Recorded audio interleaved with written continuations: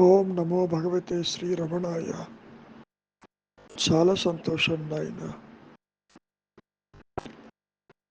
దేహాత్మ బుద్ధి కలిగిన తరువాతనే కదా ప్రపంచాన్ని, దృశ్యాలని, ఇతరులని చూడగలిగేది. ఈ స్థూల దేహంతో స్థూల జగత్తును చూస్తున్నాడు ఈ మాయాజీవుడు. తాను నిద్రపోతున్నప్పుడు మరి ఈ ప్రపంచం ఏమైంది, సంసారం ఏమైంది? నీ శరీరమే నీకు కనపడదు కదా అక్కడ. అంటే దీని అర్థం ఏమిటి? ఇవన్నీ కూడా ఆలోచనలు మాత్రమేనని అర్థం చేసుకుంటే చాలు. నువ్వు అనుకోవచ్చు, నేను ఆలోచించకపోయినా ఇతరులు ఉన్నారు, నేను నిద్రిస్తున్నప్పుడు జగత్తున్నది, వాళ్ళ కార్యక్రమాలు చేసుకుంటూ ఉంటారని నువ్వు భావిస్తున్నావు. అది కూడా నీవు నిద్రలో భావించవు, జాగ్రత్తావస్థకు వచ్చి భావిస్తావు. నేనున్నా లేకపోయినా ఇతరులు ఉన్నారు, ఇతరులు ఉన్నారు అనేటువంటి భావన కూడా ఈ జీవుడికి చాలా తీవ్ర స్థాయిలో ఉంటుంది. దానికి ముఖ్యమైన కారణం తానుగా ఉండక దేహమన్న పరిమితమైనటువంటి తలపు ఎప్పుడైతే వచ్చిందో దాన్నే మనం దేహాత్మ బుద్ధి అంటాము. నేనంటే ఈ దేహము. అది జనించిన తరువాతనే కదా నీ మనస్సులో సంకల్పాలు, బంధాలు, రాగద్వేషాలు నీకు కనపడేది. ప్రపంచం అంటే ఏమిటి? మనం ఎన్నోసార్లు చెప్పుకున్నాం. ప్రపంచము అంటే పంచేంద్రియముల యొక్క సమూహమే తప్ప మరొకటి కాదు. శ్రోత, చక్షు, రస, ఆఘ్రాణ స్పర్శతో కూడుకుని పంచభూతాత్మకములతో పృథివీ తేజో వాయు ఆకాశాదులతో కూడుకొని ఉన్నదే ఈ భౌతికమైన దేహము, ఈ ప్రపంచం కూడాను. అయితే ఈ ప్రపంచం చూసింది ఎవరు? నేను చూస్తున్నాను. నిజమే. నీవెప్పుడు చూస్తున్నావు? కలలో చూస్తున్నావా? నిద్రలో చూస్తున్నావా? ఈ జాగ్రత్త అవస్థలోనే చూస్తున్నావు. అంటే దీని అర్థం ఏమిటి?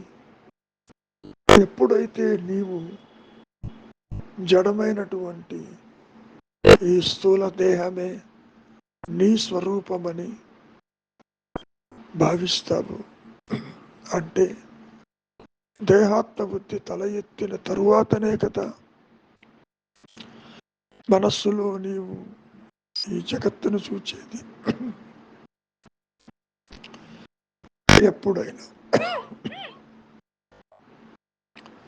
ఎప్పుడైనా పొరపాటుగానైనా జగత్తు ఉన్నట్టు నీకు చెప్పిందా?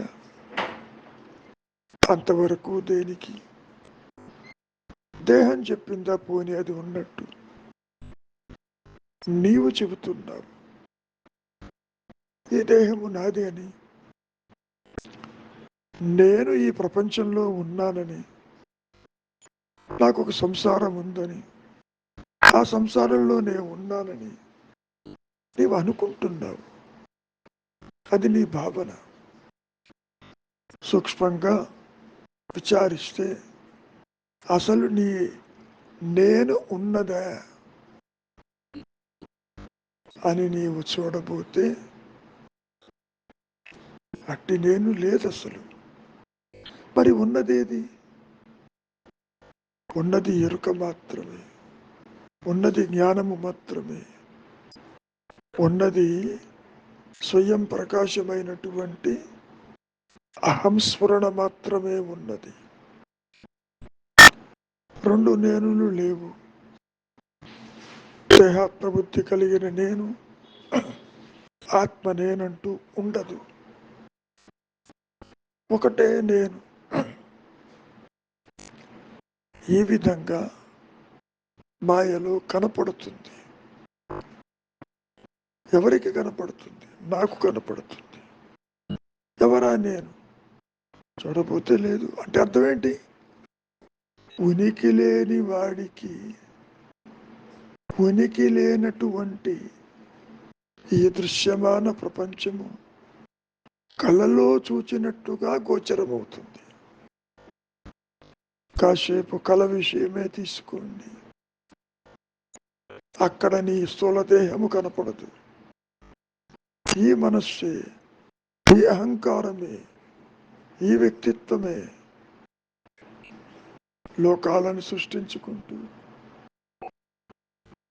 ఇంద్రియములు అక్కడ లేకపోయినా మనస్సే అన్ని ఇంద్రియముల పనులు చేస్తూ, తింటూ, తిరుగుతూ, అనుభవిస్తూ, చూస్తూ, సృష్టిస్తూ, ఒకటి కాదు. స్వప్నంలో ఉంది కదా, ఆ స్వప్నము సాగిపోతున్నంతసేపు పొరపాటునైనా నీకు అది అసత్యమన్న భావన కలిగిందా? లేదు కదా. నిజానికి ఏ అవస్థకి ఆ అవస్థ, జాగ్రత్త అవస్థ కావచ్చు, స్వప్నము కావచ్చు, నిద్ర కావచ్చు, అది నీకు సత్యముగానే గోచరమవుతుంది. ఒక అవస్థలో నీవు చూస్తున్నప్పుడు అక్కడ మిగిలిన 2 అవస్థలు ఉండవు సుమా. దీని అర్థం ఏమిటి? స్థూల సూక్ష్మదేహాలతోటి, కారణదేహాలతోటి ఆ లోకాలను మార్చుకుంటూ నీవు తిరుగుతున్నావు కదా. అందుకని స్థూలదేహం ఉన్నప్పుడు స్వప్నం ఉండదు, సూక్ష్మదేహం ఉన్నప్పుడు జాగ్రత్త ఉండదు. ఈ 2 లేనప్పుడు సుషుప్తావస్థలు కారణదేహంతో ఈ మాయాజీవుడు వృత్తిరాహిత్యమై నిలిచి ఉంటాడు. సరే, మళ్ళీ మెళుకు వచ్చింది. ఇక్కడ నీవు కలగనిన స్థూలదేహంతో ప్రపంచంలో ఎన్నో విషయాలను నీవు దర్శించిన, ప్రదేశాలను దర్శించిన, సుదూర ప్రాంతాలకు ప్రయాణం చేసిన, తిరిగి వచ్చిన, అందులో భూకంపాలని, ప్రాకృతిక వైపరీత్యాలని చూస్తున్నావుగా, జనన మరణాలు చూస్తున్నావుగా, ప్రకృతి వైపరీత్యాలు చూస్తున్నావుగా. మరి ఇవన్నీ కూడా ఎక్కడ ప్రకాశిస్తున్నాయి? అవి నిజంగా ఉన్నాయా? ఉంటే నిద్రిస్తున్న నీకు అవి ఎందుకు బాధించవు? అవి ఎందుకు కనపడవు? అంటే దీని అర్థం, నిద్రలో నీ సహజత్వంలో నీవు ఉంటావు. ఈ వ్యక్తిత్వము, ఈ అహంకారము నీవనుకున్న రీతిలో నిద్రలో ఉండదు. ఉంటుంది, బయటకు వచ్చినప్పుడు మాత్రమే ఆ భాషలు తిరిగి ప్రకాశించడం జరుగుతుంది. తాత్కాలికంగా ఈ అహంకారము అక్కడ ఆ లయమైనటువంటి మనస్సు తిరిగి దేహాదుల వెంట పరిగెడుతుంది. తెర మీద ఎన్ని దృశ్యాలు, ఎన్ని బొమ్మలు పడినప్పటికీ తెరని బాధించవు కదా. అది మీ అందరి అనుభవం కూడా. అగ్ని కీలకాలు దహిస్తున్నట్టు ఏ విధంగా అయితే తెర మీద ఎటువంటి దృశ్యాలు కానీ, సంఘటనలు కానీ, జనన మరణాలు కానీ, భూకంపాలు కానీ, ఉప్పెనలు కానీ నీవు చూసినప్పటికీ ఆ తెరని బాధించటం లేదుగా. అదేవిధంగా ఈ దైనందిక జీవితంలో ప్రతి ఒక్కరూ ఎన్నో అష్ట కష్టాలు పడుతూ, ప్రయాణాలు చేస్తూ, సంపాదిస్తూ, పుడుతూ, నశిస్తూ ఉన్నప్పటికీ మరి ఆత్మని బాధించవు కదా. అదే విషయం ఇక్కడ చెబుతున్నారు మహర్షులు వారు. ప్రపంచంలో ఎన్నో దృశ్యాలు, వింతలు, విశేషాలు, సుందర దృశ్యాలు, భయానక దృశ్యాలు ఎన్నో కనపడుతుంటాయి. ఎన్నో విధాలుగా ఏర్పడతాయి, పెరుగుతూ ఉంటాయి, నాశనమైపోతూ ఉంటాయి. ఎంత అయినప్పటికీ చూచే నేను అసత్యము కాబట్టి చూడబడే దృశ్యాలు కూడా అసత్యములే. అవి నీ సహజత్వమైనటువంటి ఆత్మని అంటవు. శ్రీకృష్ణ పరమాత్మ కూడా గీతలో ఇదే విషయాన్ని సుస్పష్టం చేసిన విషయం మీ అందరికీ తెలుసు. అర్జున, శస్త్రము ఛేదించలేదు, వాయు ఆర్పివేయను లేదు, అగ్ని దహింపను లేదు, ఆత్మని అంటూ చెప్పుకొచ్చారుగా. అదే విషయం ఇక్కడ మహర్షులు వారు కూడా ఈ దేహాత్మ బుద్ధి కలిగిన జీవుడికి తన మూలము తెలుసుకోలేడు, తెలియదు కూడా. మనం ఎంత చెప్పినప్పటికీ నీవు దేహము కాదని, మనస్సు కాదని, బుద్ధి కాదని, ఇంద్రియాలు కాదని, అసలు నీవు పుట్టలేదని ఎంత చెప్పినా వాసనా ప్రభావం చేత దేహాలను ఆశ్రయించి కోరికలను తీర్చుకుంటూ పునరపి మరణం, పునరపి జననాలలో ఈ మాయలో పరిభ్రమిస్తూ ఉంటాడు ఈ మాయాజీవుడు. ఆ పరుగు ఆపాలి, అంతర్ముఖం కావాలి. ఇది అసత్యముని గుర్తించాలి. వివేకాన్ని, బుద్ధిని ఉపయోగించి సత్యమేది, నిత్యమేది, అనిత్యమేది, ఏది భ్రమజనితము, ఏది కనపడిపోతుంది అన్న విషయం ఎవరికి వారు తెలుసుకోవలసిందే. శంకరులు చెప్పినా, మహర్షులు చెప్పినా, ఇంకెవరు చెప్పినా, ఎన్ని రకాలైనటువంటి శాస్త్రములు సూచించినా అవి నీకెందుకు ఉపయోగపడవు. విచారం చేయవలసింది నీవే.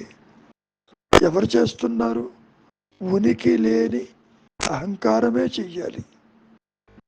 అనుగ్రహము చేత మాత్రమే ఉన్న సత్యము ప్రకాశిస్తుంది. ఆ స్థితిలో అప్పుడు అర్థమవుతుంది దాన్ని ఇదేది అంటదని, అసలు దీనికి దానికి సంబంధము లేదని, ఈ సృష్టికి ఆధారం అదేనని, అందులో సృష్టి లేదని నీకే అవగతమవుతుంది. అంతకు మించి ఏమీ లేదు. అత్యంత తేలికైనది నీవుగా ఉండుట. ఏ కర్మలతోనూ, ఏ జన్మలతోనూ, ఏ క్రతువులతోనూ పని లేదు కదా.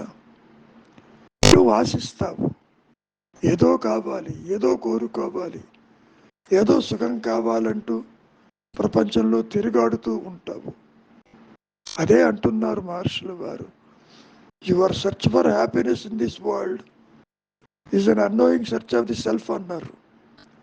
అంటే నీవు తెలియకుండానే సుఖం కోసమే తిరుగుతావు, దూర ప్రయాణాలు చేస్తావు, ఎక్కడెక్కడో ఉద్యోగాలు సంపాదించి తిరుగుతూ ఉంటావు. ఎందుకు? సుఖం కోసము. నిజానికి నీ స్వరూపమే సుఖప్రదము. ఎక్కడికి పోవాల్సిన పని లేదు. నీవుగా ఉంటూ ఉన్న ప్రదేశంలో ఎక్కడున్నా ఒకటే. ప్రదేశాలు నిన్ను ఏమీ చెయ్యలేవు. ప్రదేశాలు నీ భావన.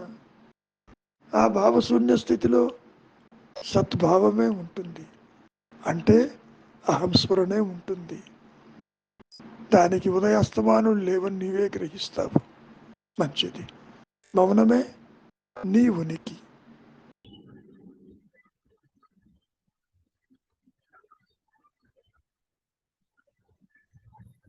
నాన్న రవి, గురువు గారు, నీ సెంటర్ యువర్ నేమ్ అని వచ్చింది ఏంటి?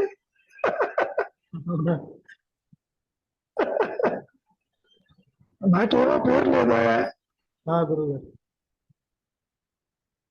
సరే, అది క్యాన్సిల్ చేస్తే మళ్ళీ అదే వచ్చింది. అందరికి అదే వచ్చింది. అంటే నాకే ప్రత్యేకమా? ఎప్పుడు అట్లా రాలే ఎంటర్ యువర్ నేమ్ అని.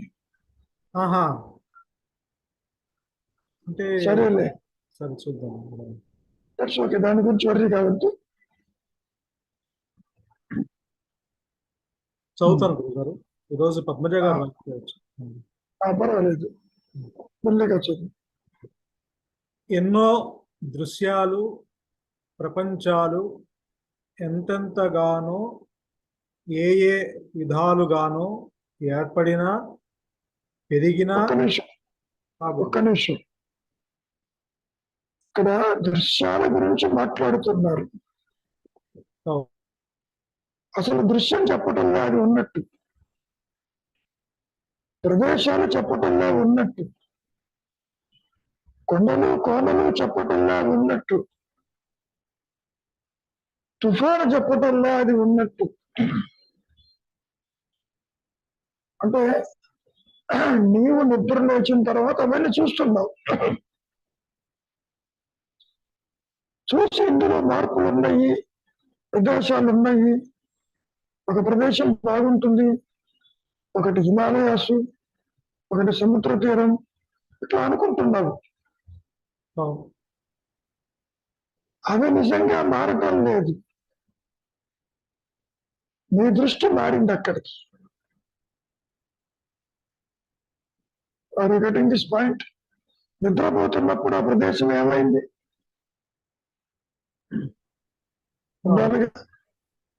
నిద్రలో నాతో పాటు రాదు కాదు. ఎందుకని నువ్వే లేవు అక్కడ. నీవు ఆత్మగా ఉన్నావు నిద్రలో. జాగ్రత్తావస్థకు వచ్చి ప్రదేశాలు అంటున్నావు, మారుతున్నాయంటావు, కనబడుతున్నాయంటావు. కొన్ని కొన్ని ఊళ్ళే మారిపోతున్నాయి. నిన్న చూసిన ప్రదేశం ఇప్పుడు అట్లా ఉండదు. ఎప్పుడో 50 ఏళ్ల క్రితం చూసినటువంటి యొక్క హైదరాబాద్ ఈ రోజు అట్లా లేదు. మార్పు చెందుతుంది. ఇంతకీ ఏమంటారు? మార్పు చెందేది అది చెప్పటంలా, నువ్వు చూస్తున్నావు మార్పుని. By comparing old one with the present. మారుతున్నట్టు నీకు తెలియదు నాయన. కొత్తగా ఎవరో వచ్చాడనుకో, గతంలో మారింది లేదని చెప్పలేడు. నీవింత ముందు చూసావు కాబట్టి ఇప్పుడు వెళితే మార్పు వచ్చింది. 1940s లో ఉన్న తిరుపతి ఇప్పుడు లేదు. అరగటింది పాయింట్. మార్పు చెందుతూ ఉంది ప్రపంచము, దృశ్యాలు అన్ని. అది మార్పు చెందటం కాదు, నీవు మార్పుని గుర్తిస్తూ. అక్కడ మార్పు లేదు, ఇక్కడ లేదంటుంటే మార్పు ఎక్కడుంది? మార్పు జరిగింది కదా గురువు గారు. జరిగిందని అది చెప్పిందే. అది చెప్పట్లా. దాని యొక్క ఆ జ్ఞానము నాకు ఉంది కాబట్టి నేను గుర్తించి చెప్తున్నాను. ఇంతకు ముందు ఇలా ఉంది, ఎలా చెప్తున్నావు? గతంలో రికార్డే ఉంది లోపల. అవును, గతంలో రికార్డ్ అయింది కంపేర్ చేస్తున్నావు. అవును, చేసి అనుకుంటున్నావు. అంటే నీ ఆలోచనలోనే మార్పు కనపడింది కానీ అక్కడ కాదు. నువ్వు దానికి ఆపాదిస్తున్నావు. అంటే అక్కడ ఉంది కాబట్టి నా ఆలోచన కంపేర్ చేసుకున్నాను గురువు గారు. ఎగ్జాక్ట్లీ ఉంది కాబట్టి అంటున్నా. అవును. నీకు చెప్పిందే పోనీ ఈ మాట కానీ ఒప్పుకుంటా. కానీ వస్తువులో మార్పు అయితే జరిగింది కదా. మార్పు జరిగిందని అది చెప్పిందే. అవి చెప్పట్లేదు గురువు గారు. ఎవరు చెబుతున్నారు? నేను చెప్తున్నాను. నువ్వు చెబుతున్నావు అంటే నీ ఆలోచనే కాదు. నా నా జ్ఞానమే అది. జ్ఞానం కాదు, నీ ఆలోచన. నా నీ ఆలోచన ఆలోచన. పక్కన పెట్టు. నా ఆలోచన గురువు గారు. నువ్వు గతంలో పిల్లవాడిని చూసావు, 10 ఏళ్ళ తర్వాత మళ్ళీ ఆ పిల్లవాడిని చూసావు, కొంతమంది పెరిగామంటున్నావు. అవునవును. పెరిగాడో లేదో నీకు తెలియదు, కానీ నువ్వు కంపేర్ చేస్తున్నావు గత స్మృతిని ఇప్పుడు ఉన్నదాన్ని చేసి మార్పు వచ్చింది అంటున్నావు. Are you getting this point? గురువు గారు అవును, మార్పు నేను గమనించి చెప్తున్నాను. సపోజ్ ఇంతవరకు తిరుపతి చూడలేదు అనుకో, ఎవరు అట్టివాడు వెళ్ళాడు అనుకో, మార్పు ఉందని చెప్పలేడు. చెప్పినట్టు అవునవును చెప్పలేడు గురువు, ఎందుకంటే దాని గురించి ఒక పూర్వ ఇది లేదు, లేదట. నాలెడ్జ్ లేదు దాని గురించి. ఫస్ట్ సెంటెన్స్ చదువు ఏమంటున్నారు? ఎన్నో దృశ్యాలు, ప్రపంచాలు ఎంతెంతగానో ఏ ఏ విధాలుగానో ఏర్పడినా, పెరిగినా, నాశనమైన అవి ఆత్మని అంటవు అంటున్నారు. ఆత్మ అంటే ఏంటో జీవుడికి తెలియదు. ఆత్మ సంగతి కాసేపు పక్కకు పెడదాం. గుర్తించేవాడు అసలు ఉన్నాడా? మార్పును గుర్తిస్తున్నావు. నువ్వు పుట్టినప్పుడు ఎట్లా లేవు, అది పెరుగుతూ ఉంది. ఈ విషయం నీకు నిద్రలో తెలుసా? పోనీ తెలియదు. దేహం ఉందో లేదో తెలియదు, పెరుగుతుందో లేదో తెలియదు. నీ దేహము నిద్రావస్థలో ఏ విధంగా ఉందో కూడా తెలియదు. కానీ మేలుకు వచ్చేసరికి పరిసరాలు చూస్తున్నావు, ఇంత మార్పు వచ్చిందా అంటున్నావు. ఎందుకని? మార్పు అంతా కూడా నీ రికార్డెడ్ వర్షన్స్. నువ్వు గతంలో చూసింది ఇప్పుడు కంపేర్ చేసి మారింది అంటున్నావు. గతంలో లేని అద్భుతాలు ఇప్పుడు చూసి ఇక్కడ ఇది ఉంది అంటున్నావు. ఇట్లా ఆత్మ సంగతి పక్కకు పెట్టు, ఎందుకంటే ఆత్మలో సృష్టి లేదు. ఆత్మస్థితిలో సృష్టి లేనప్పుడు అది ఉందా, పోయిందా, పెరిగిందా అనేది ఎవరికి తెలియదు. నిద్రపోతున్నప్పుడు నీ సంసారం ఉందా లేదా, ఆర్ యు బాదర్? లేదు కదా. లేదు. నిద్రలో ఉన్నది నీ సహజత్వం. ఆత్మ దాకా పోవద్దు. కాసేపు నిద్రపోతేనే ఈ మార్పు చెందుతున్న సంసారము, జగత్తు, పరివారము ఇదంతా ఏమైంది? అది ఉండి మార్పు చెందిందా అసలు లేదా? ది ఆన్సర్ ఈస్ అసలు లేదు. నిజంగానే లేదు. లేదా? అంటే ఆత్మస్థితిలో లేదు, కానీ మాయలో ఉంది. ఆత్మస్థితిగా పోవద్దు. అందుకనే నిద్రాస్థితి గురించి మాట్లాడు. అయితే మాయలో ఉందని అది చెప్పిందా? మళ్ళీ అవును, అది నీ దేహము పుట్టినప్పుడు ఎట్లా ఉందో నీకు తెలియదు, ఇప్పుడు పెరిగినట్టు అనిపిస్తుంది. ఎందుకని కంపేర్ చేస్తున్నావు? అంటే అవి చెప్పట్లేదంటే వాటికి ఆ తెలివి లేదు కదా గురువు గారు, అవి చెప్పలేకపోవడానికి. నీ తెలివి ఉన్నవాడైనా అది చూడగలడా? పోనీ తెలివి ఉన్నవాడు ఉన్నాడా అసలు చూడటానికి? అని చెప్పలేవు. సరే నేనే చెబుతున్నాను అంటావు. నేనెవరు పోనీ ప్రశ్న మళ్ళీ మొదలుకు వస్తుంది. ఎవరా నేను? Found to be non existent. ఆత్మలాగా పోక్కర్లే. మీరు ఏమంటున్నారు? ఆత్మని బాధించదు అంటున్నారు. ఆత్మలాగా ఎందుకు? నువ్వు కాసేపు నిద్రపోతే ప్రపంచంలో మార్పులు, సునామీలు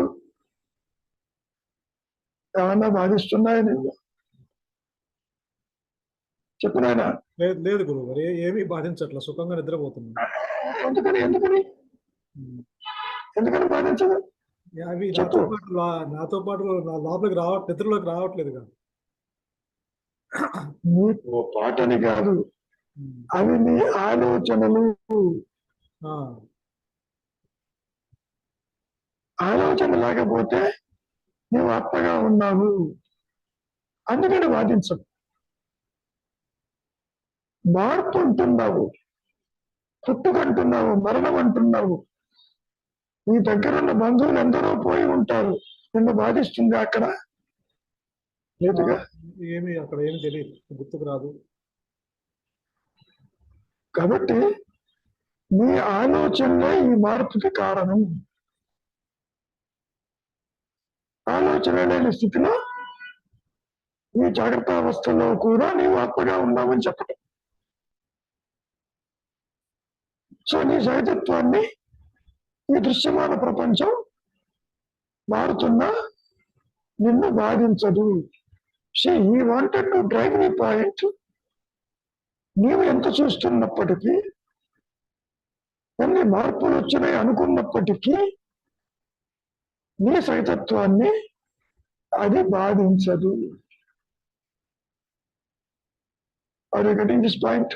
గురువు గారు, అంటే ఆత్మ దాకా వెళ్ళకపోయినా రోజు నిద్రపోతున్నా అక్కడికే రావట్లేదు, అక్కడే బాధించట్లేదు కాబట్టి ఇంకా అంత దూరం వెళ్ళాల్సిన అవసరం ఉంది. ఇక్కడ నీకు తెలిసినా తెలియకపోయినా నిద్రలో ఉన్నదే ఆత్మ చెప్పక్కర్లే. ఇప్పుడు కూడా నీవు ఆత్మవే. ఇప్పుడు కూడా నీవు ఆత్మవే. ఇది కొత్తగా రాదు. అవస్థలు మారి దేహాలు మారినాయి కాబట్టి నీకు ఈ జాగ్రత్త అవస్థలో ఉన్నటువంటి తెలియటంలే. ఎందుకని? స్థూల దేహంతో డీలింగ్ అయినావు. పోనీ కలగా ఏమన్నా చూస్తున్నావా?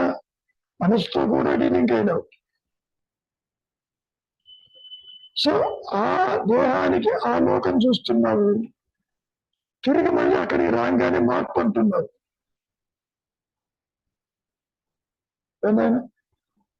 గురువు, అంటే మార్పు నిజంగా గనక ఉంటే అన్ని అవస్థలను ఉండాలంటారా గురువు గారు?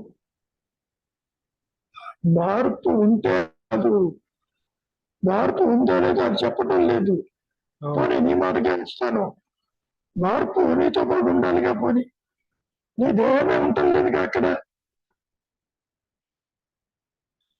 ఇక్కడ నీ దేహము పుట్టు పెరుగుతూ వచ్చింది. నిద్రపోతే నేను దేహంతో ఉన్నాను, పెరుగుతున్నాను అని ఒక్క మాట ఏమైనా చెప్పిందా అక్కడ? నువ్వు గుర్తించావా? లేదు. నీ దేహంలో మార్పునే నువ్వు గుర్తించలేదే, జగత్తులో మార్పును ఎట్లా గుర్తిస్తావు? ఎందుకు గుర్తించలేదు? నీవు అక్కడ నువ్వు ఆత్మగా ఉన్నావు. ఆ విషయం నీకు తెలియకపోవచ్చు, వేరే విషయం. గురుగారు, దేహంలోనే పుట్టి పెరిగినప్పుడు ఎన్నో మార్పులు అన్ని వచ్చినాయి, అవే నిద్రలో ప్రతిరోజు గుర్తించట్లేదు. అక్కడ మళ్ళీ గుర్తిస్తున్నాను. ఎందుకని? ఆలోచన ఉంటే గుర్తిస్తున్నాను. ఆలోచన తల ఎత్తకపోతే అదృశ్యమైపోయిందిగా, ఏమీ లేని స్థితికి. కాబట్టి ఆలోచన లేని మనస్సుని ఆత్మ ఈ సాహిత్యం చెప్పటం. Are you getting the difference? గురుగారు, ఒకసారి పూర్తిగా మెల్లిగా చదువు. ఎన్నో దృశ్యాలు, ప్రపంచాలు ఎంతెంతగానో ఏ ఏ విధాలుగానో ఏర్పడినా పెరిగినా నాశనమైన అవి ఆత్మని అంటవు. ఇంత పెద్ద స్టేట్మెంట్ కూడా అహంకారంతో చెబుతున్న స్టేట్మెంట్. ఉప్పెన వచ్చింది, ఉన్న ప్రదేశం కొట్టుకుపోయింది. ఏమైనా సునామీ వచ్చింది, కొట్టుకుపోయింది. అంతవరకు దేనికి? హిమాలయస్ ఉన్నటువంటి యొక్క కేదార్ బద్రి ప్రాంతంలో మొత్తం మార్పు వచ్చింది, ఆ ఊరే కొట్టుకుపోయింది. కేదార్నాథ్ ఆ టెంపుల్కి మాత్రం ఏం కాలేదు, ఊరు కొట్టుకుపోయింది. మార్పు వచ్చిన ఆత్మను ఏమన్నా చేసింది? అది ఏం చేయలేదు. అది సృష్టిలో ఏది జరిగినా, ఏది మార్పు సంభవించినా సరే అది దానికి సంబంధం లేదు. సంబంధం లేదనే కాదు, నీ సహజత్వాన్ని అంటుందని చెప్పడం. ఇంకా సూక్ష్మంగా చెప్పాలి అంటే, ఈ దేహం జరగ మరణాలు సృష్టిలో జరుగుతున్న వైపరీత్యాలు అంటవు. సంసారం ఉన్నా లేకపోయినా ఆత్మని అంటవు. Are you getting the difference? అంటే ఇప్పుడు జనన మరణాలు నేను చూస్తున్నా, బంధువులు పోతున్నా, అది చూసి నేను దుఃఖిస్తున్నాను కాబట్టి నాకు అంటున్నా. ఇప్పుడు ఎందుకని బంధం పెంచుకున్నాను అంటే దుఃఖిస్తున్నావు. నువ్వెవరివో తేలిపోతే నీకు దుఃఖం ఉండదు. నిన్న కనిపించిన వాడు ఈరోజు కనపడినట్టు మార్పు చెందుతూ ఉంటుంది. పుట్టిన దానికి మార్పు తప్పదు, గిట్టక తప్పదు. కృష్ణ పరమాత్మ గీతలతో చెప్పుకున్నాడుగా, జాతస్య మరణం ధ్రువం, పుట్టిన దానికి మరణం తప్పదు. ఈ జనన మరణాలు అనేవి కూడా ఆత్మని బాధించవు. తెర మీద బొమ్మ ఎన్నో పడుతూ ఉంటాయి.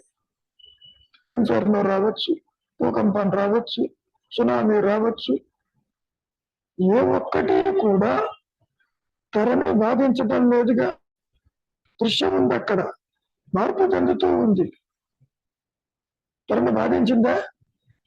చెప్పలేనా? లేదు లేదు, అదే చెప్తున్నారు.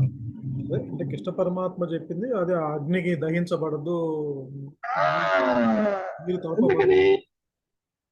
అక్కడ ఇంత యుద్ధం చేస్తున్నారు శస్త్రాలతోటి, అస్త్రాలతోటి. అది ఆత్మని ఛేదించదు. మనకు అర్థమయ్యే రీతిలో తిప్పుకోవాలంటే, తెర మీద ఎన్ని బొమ్మలు పడ్డా తెరని బాధించదు. ఇది అర్థమవుతుంది. ఎందుకని నువ్వు సినిమాకి వెళ్తున్నావు, చూస్తున్నావు, ప్రోగ్రామ్ అంతా బాగా ఉంది, ఏదో యుద్ధం సీన్ జరుగుతుంది. ఒక బాంబు అయిన తెరను బాధిస్తుందా? బాధించదు. అదే ఇక్కడ చెబుతున్నారు. ఆత్మని అంటే నీ సహజత్వాన్ని, నీ యొక్క ఆ తెరని, జ్ఞాన తెరని, ఈ మానసిక ధోరణులు ఎన్ని చూసినా, ఎన్ని అవస్థలున్నా అది బాధించదు. మరి ఇక్కడ ఎందుకు బాధిస్తుంది? మూలకు తెలియదు కాబట్టి బాధిస్తుంది. అంటే గురువుగారు, దేహాత్మ బుద్ధి వచ్చాకే ఆలోచనలు వస్తాయి. ఆలోచనల వల్లే ఈ సమస్యలన్నీ, ఇవన్నీ కనిపించడం, ఈ మార్పులు, ఈ నాశనము, ఇవన్నీ కూడా ద్వంద్వం అంతా కూడా తలెత్తుతుంది కదా గురువుగారు. ఎందుకు తలెత్తుతుంది? నువ్వు చూస్తేనే తలెత్తుతుంది. నువ్వు ఆత్మగా ఉంటే తలెత్తుతుంది. ఆలోచనే కదా. అవును గురువు గారు. ఇప్పుడు ఆత్మగా ఉంటే ఆత్మ ఆలోచన కాదుగా. నిద్రపోతే ఇదంతా ఎగిరిపోయిందిగా. అవునండి. ఇంతకీ ఎందుకు చెబుతున్నారు మహర్షి అంటే, నీవుగా ఉండు, ప్రాపంచిక విషయాలు నిన్ను బాధించవు అని చెప్పడు. ఈ సంసారం నిన్ను బాధించదు, జనన మరణాలు బాధించవు. బంధువుల్లో ఎవరో పోతే దుఃఖిస్తున్నావు. ఎందుకు? బంధం చేత, రాగం చేత. అది సత్యం అనుకుంటున్నావు అక్కడ కూడా. అవునండి. నీకు బాధకి కారణం ఏమిటి? బంధము, దేహాత్మబుద్ధి, అన్యత్వము. నాది నాది అంటున్నావుగా. అవునండి. నాది అన్నది నీకు కనపడకపోతే నీకు దుఃఖమేగా. అవునండి. నాది అనేవాడు లేకుండా నేనుగా అహంస్మరణగా ఉంటే నీకు దుఃఖం ఎక్కడుంది? లేదు గురువు గారు. ఏమ్మా, నా గురువు గారు. ఏమైనా ఇంకేమైనా ఉందా? గురువు గారు ఇంకేం లేదు గురువు గారు. ఇంతకీ సమస్య అర్థమైందా? అంటే ఆత్మని అంటామంటే అసలు ఆత్మకి ఎందుకు అది ఆత్మస్థితిలో ఎందుకు దుఃఖించదు అంటే అక్కడ దానికి ఎటువంటి ఆలోచనలు లేవని. అంతేనా గురువు గారు? ఆత్మకి అంటవు అంటే ఉన్నది ఆత్మ, లేనిది సృష్టి. అంటే ఇక్కడ ఆత్మని అంటావని ఆత్మ దాకా వెళ్ళారు కదా. ఎందుకని ఆత్మ సంగతి ఎందుకన్నాడు? నీ సహజత్వాన్ని అంటావు. నువ్వు దేహాత్మబుద్ధితో సుఖ దుఃఖాల్లో ఉన్నావు. ఇక్కడ అవును. నీవెవరో గుర్తించినప్పుడు ఈ భౌతిక ప్రపంచంలో మార్పులు, సంసారంలో మార్పులు నిన్ను బాధించవు అని చెప్పడం.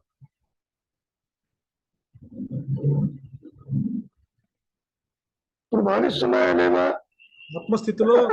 ఆత్మస్థితిలో ఒక ఆత్మ తప్ప రెండోది లేదు కాబట్టి అక్కడ బాధించడానికి అవకాశం లేదని. అంతేనా గురువు? ఇప్పుడు కూడా అదే ఉన్నది. తెర మాత్రమే ఉన్నది. దృశ్యాలు అసత్యము కాబట్టి తెరను బాధించటం లేదు. కంపేర్ తెర మీద బొమ్మలు పడటం, తెర కాన్స్టెంట్ గా ఉండటం బాధ లేదు కదా. అవును. ఎందుకని? దృశ్యములు అసత్యములు కాబట్టి. నీతో కలిపి నీవు చూస్తున్నది అసత్యము కాబట్టి సత్యాన్ని బాధించదు. అది పాయింట్. ఏమైనా మిమ్మల్పడుతుందా? గురువు గారు అంటే అసత్యం అంటే అక్కడ లేదని సత్యం అంటే ఉన్నదని. అసత్యం అంటే మాయాజనితము, లేనిది ఉన్నట్టుగా కనపడుతుంది. పాము కనపడింది నీకు, పాము భయం కలిగింది, తాడుని బాధిస్తుంది. అది బాధించదు.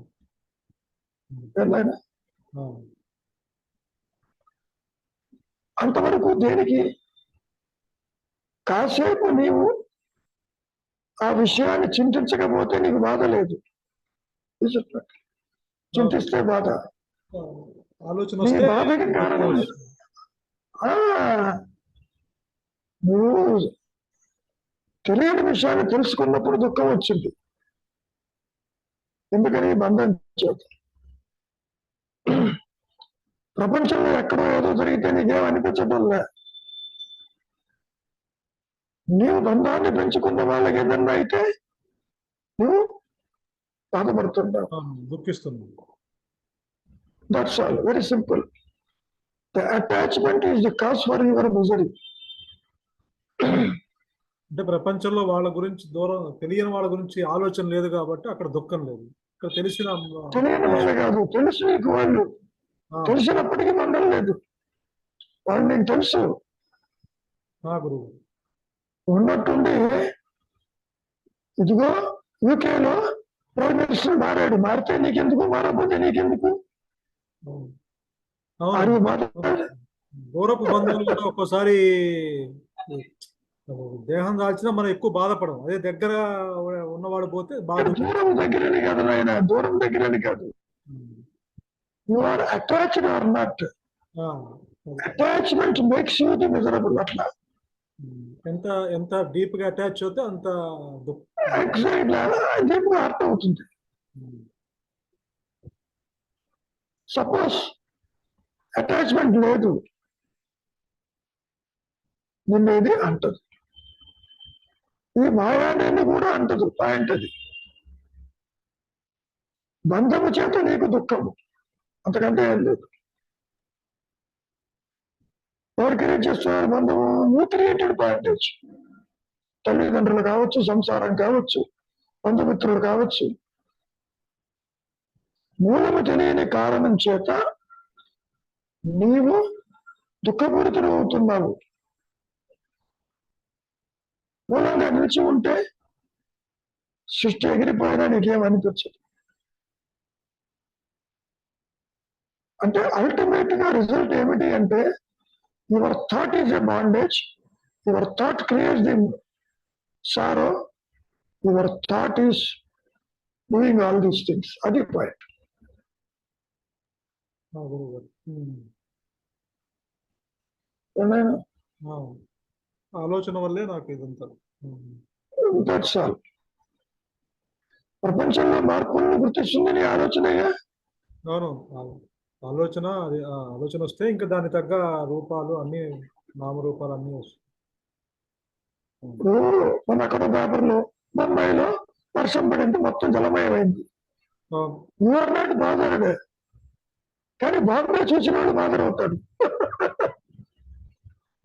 ఎందుకని ఇక్కడ ఉన్నాను ఇంతకుముందు, ఇప్పుడు లేరు.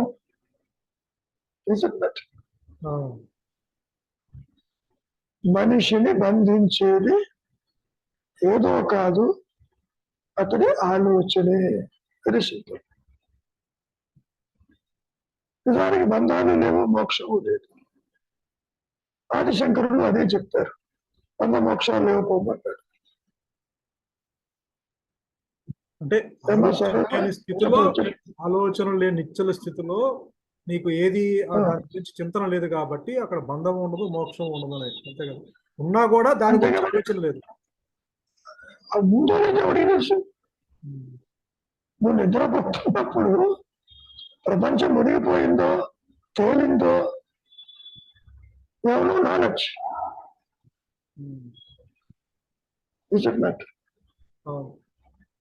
అంటే దాని అర్థం ఏంటి? ఈ జాగ్రత్త అవస్థలో నిద్రపోనేది, ఆత్మగా ఉండు, కర్మలు ఆచరించు, నిన్నేది బాధించదు.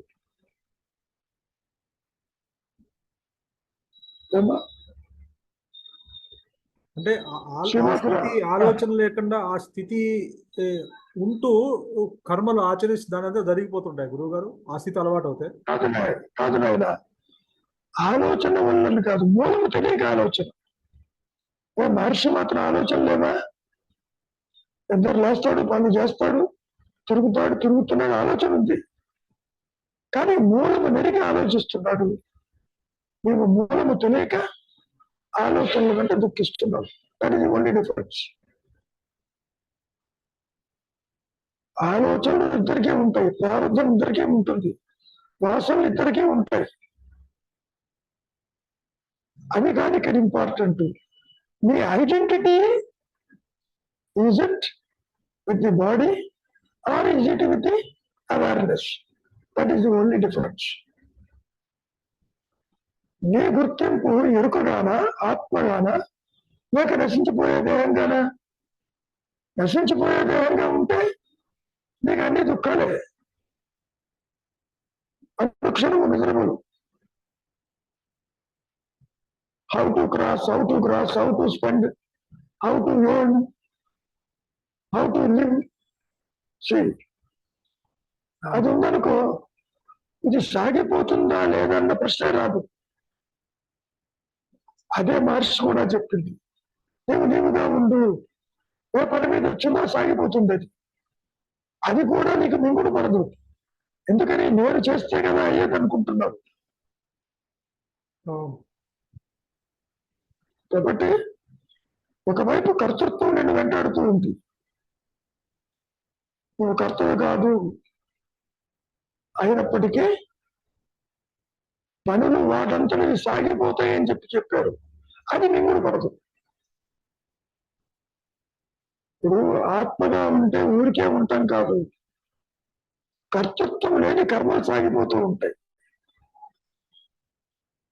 ఏది జరిగినా చింతించేవాడు ఉండడు. ఇప్పుడు ఆ ప్రోగ్రాం ప్రకారమే మహర్షికైనా, నీకైనా, నాకైనా సాగిపోతూ ఉంటుంది ఈ మాయలో. మూలము తెలియనప్పుడు దుఃఖపూరితులు అవుతాడు, మూలంలో ఉన్నప్పుడు అది నిన్నంటదు. Are you getting the point? అంటే ఇక దుఃఖం అనే ప్రసక్తి ఉండదు అది గురుగారు జ్ఞాన స్థితిలో. దుఃఖించేవాడు దుఃఖించేవాడు ఉండాలిగా. తల్లి పోయినా కూడా దుఃఖించలేదు కదా. ఇప్పుడు పోవటం రావటం క్వశ్చన్ కాదు. బాండేజ్ ఉంటే దుఃఖం ఉంటుంది. Who creates bondage? అహంకారం, వ్యక్తిత్వం, పరిమితత్వం. నిన్న ఒక స్టేట్మెంట్ పెట్టాను చూసావా? ఒక ప్రశ్నకి సమాధానం. అందులో ఈ వరదాన గురించే ఉంది. ఎక్కడికి పోయినారు? ఆత్మగానే ఉన్నారు, అక్కడికి పోలేదు బొమ్మన్నాడు. అందుకని దాంతో కలిపి చదవాలి, అది అర్థమవుతుంది.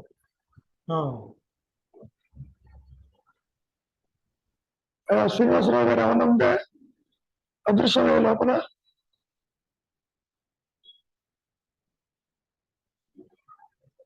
ఏం లేదండి. అహంకారం, మమకారం ఆ రెండింటిని వదిలించుకుంటే వివేక వైరాగ్య అభ్యాసం ద్వారా అంతా అరచేతిలో ఉసిరికాయలాగానే ఉంటుంది.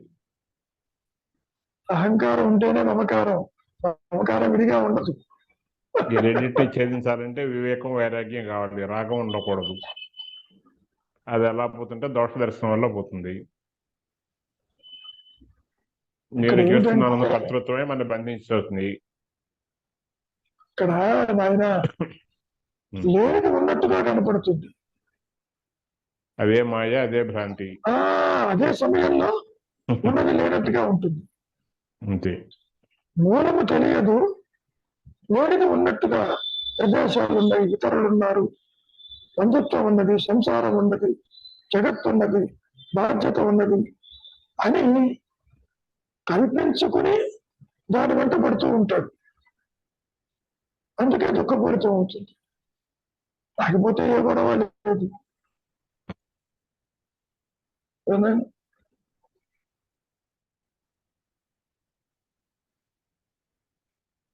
చెప్పు ఆయన జ్ఞానం ఉందే సరోజ కానీ.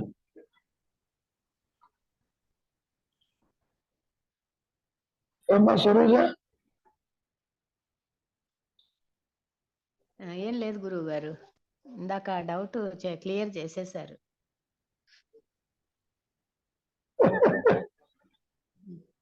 డౌట్ క్లియర్ అయింది, ఇంకో డౌట్ రెడీగా ఉందిగా.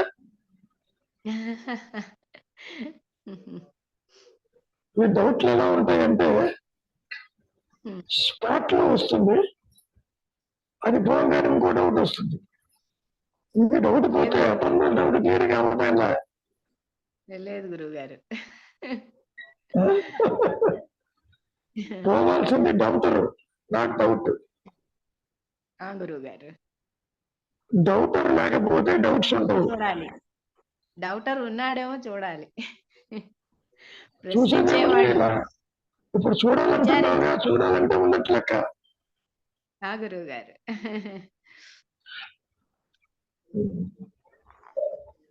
ఏమా కల్పన ఏమన్నా ఉందా? ఉంది గురువు గారు. అంటే నాకు రోజు ప్రశ్న వస్తుంది గురువు గారు, నేను ఎందుకు పుట్టాను అని. మళ్ళీ నేమో ఇప్పుడు కళ అయితే ఒక ఆలోచన తెలిసింది కదా గురువు గారు, దేహం ఒక ఆలోచన తెలుసుకోలేకపోతున్నాను నేను. పుట్టింది చెప్పిందా పోయినది పుట్టినట్టు పుట్టానంటున్నావు. యాక్చువల్ గా కల్పన నేను పుట్టలేదు. దేహం పుట్టుక నీ పుట్టుక కాదు. నువ్వు అనుకుంటున్నావు ఇదే నాది కాబట్టి నేను పుట్టాను అనుకుంటున్నావు. కాసేపు నిద్రపోతే నీ పుట్టుక ఏమైంది? అహంకారం ఏమైంది? ఆలోచించు. అది ఉండి లేదా అసలు లేదా అంటే అసలు లేదు. మనస్సు కల్పించుకుని ఆ విధంగా ప్రొజెక్ట్ చేస్తూ ఉంటుంది. ఇది ఒక కల్పన. ఇప్పుడు కలగంటుంటావు, కలలో ఏది ఉండదు, నువ్వు సృష్టించుకుని పరిగెడుతూ ఉంటావు, భయపడుతూ ఉంటావు, ఎప్పుడో జరిగిన సంఘటనని తీసుకొస్తావు అక్కడికి. నీ మనస్సులో ఉన్నదే కళ రూపేణ కనపడుతుంది. అవును గురుగారు. జాగ్రత్త అవస్థ కూడా అంతే. కాబట్టి నిన్ను బంధించేది, నిన్ను బాధించేది నీ ఆలోచనే.